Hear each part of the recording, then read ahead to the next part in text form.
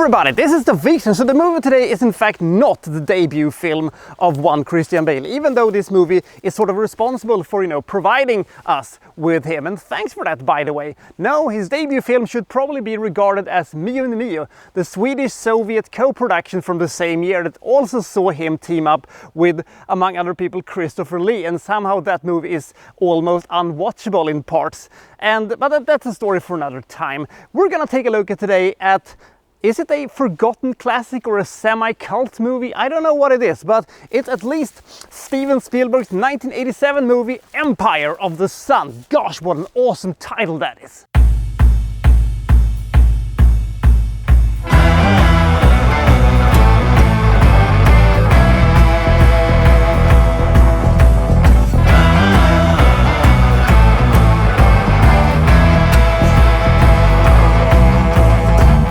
Jim lives in Shanghai with his wealthy parents, and he has lived a very sheltered life. They have a nice pool, they have a nice big car that they're going around to, to these fancy cocktail parties and stuff like that. This has to end, according to movie logic. And soon it does, because the Japanese invade Shanghai and Jim gets separated from his parents and now, wanders around in Shanghai trying to figure out what to do, because he doesn't really know how to, live a normal life, because he has been so sheltered with, chaperones and butlers and stuff like that. And slowly kind of loses his childhood imaginations and stuff like that, but eventually he's of course arrested by the Japanese, who puts him in this camp, and from there the movie goes on a little bit.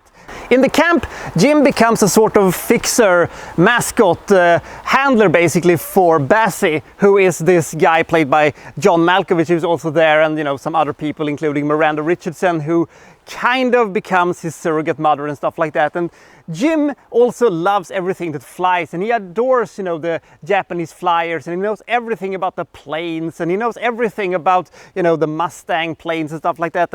And he befriends this young Japanese boy who wants to be a pilot too, and if that doesn't work, maybe he can become a kamikaze pilot and stuff like that, and bring glory to Japan and stuff like that. So is he going to be able to reunite with his parents? Is he going to survive this ordeal? How do you cope with this as a child? How do you move on and stuff like that? And is he going to create his own fantasy world here in the camp to be able to survive and stuff like that? That's what we're gonna find out. In short, I will say that Empire of the Sun is a good movie.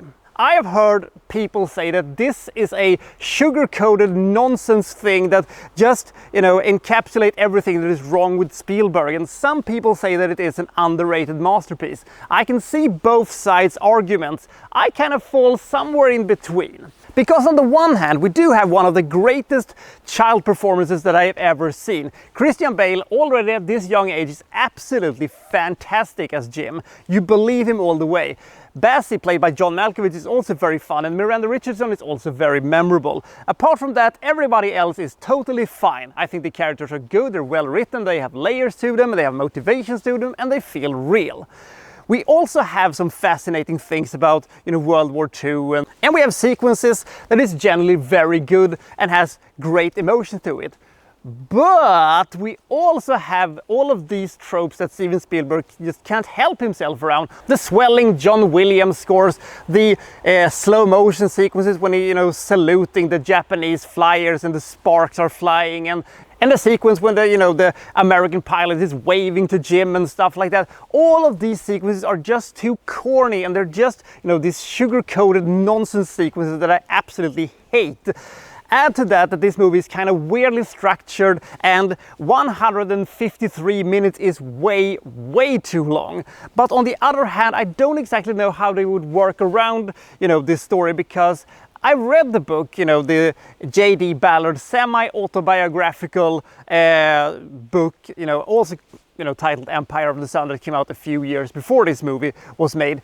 Ballard himself has described this project and this movie as a really good adaptation, and well encapsulate his idea that this was, sort of where, childhood ended and, the innocence of man ended because, of the atomic bomb thing.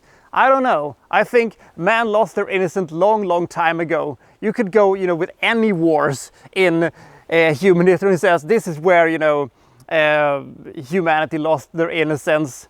the Mongolian invasion, the Crusades, the American Civil War, the Armenian genocide, the 30-year war. The list goes on and on and on. I think we've lost our innocence a long time ago, but you do you, Mr. J.D. Ballard. Anyway, this is a perfectly good World War II movie that, you know, shows a lot of things that I have seen in other movies done a lot better before this movie was released and after this movie was released. There is nothing that really stands out from it. There is really nothing in this movie that tells you, wow, that thing has never been done in any other movie better than in this movie.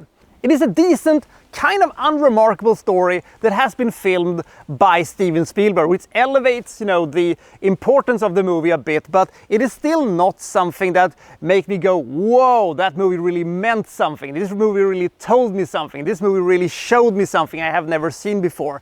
It was completely fine, and there are, as I said, moments in this movie that is really good. It's not a war movie. It's not really, a prison camp movie either. I don't know what it is, but that also comes from the weird structure that this movie has. There are also these sequences in this movie that is really good, and you kind of think that now we're going somewhere, but then Steven Spielberg has to do all of these Steven Spielberg-ish sugar-coated nonsense that he has to do. He just can't help himself sometimes. Maybe somebody else would, do this movie.